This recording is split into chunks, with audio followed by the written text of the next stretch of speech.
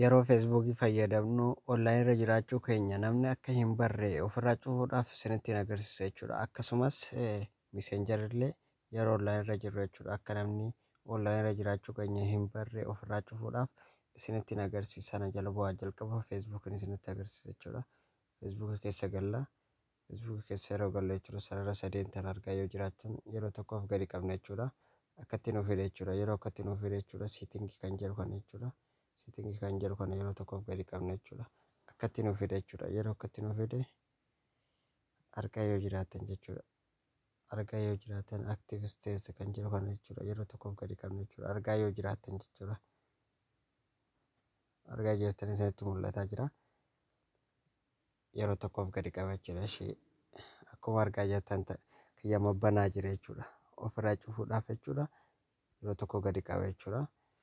Turn off kan jedhu kana jechuudha. Asitti turn off kan jedhu kana yeroo tokkoof gadi cuqaasna ofirraa cufeetiin jira jechuudha. Yeroo isaan barbaade galee yoon ba'e jechuudha. Feesbuukii koo namni onlaayinii yoom galee akkaan ba'e isatti sin garsiisu yoo onlaayinii irra jiraadhes yoon feesbuukii irra jiraadhes onlaayinii irra jiraachuu koo itti hin agarsiisu jechuudha. Ofirraa cufeen jira waan ta'eef jechuudha.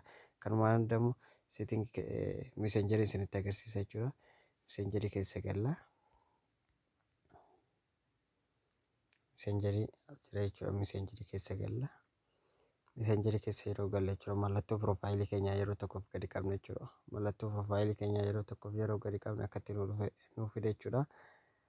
Akkuma jalqaba achitti ofirraa dhaamsine sanitti asillee yoo feesbuukii ofirraa dhaamsine asitti ofirraa dhaamsine garaagarummaan qaba jechuudha. Onlaayinii irraa agarsiisuun isaa nafa jechuudha.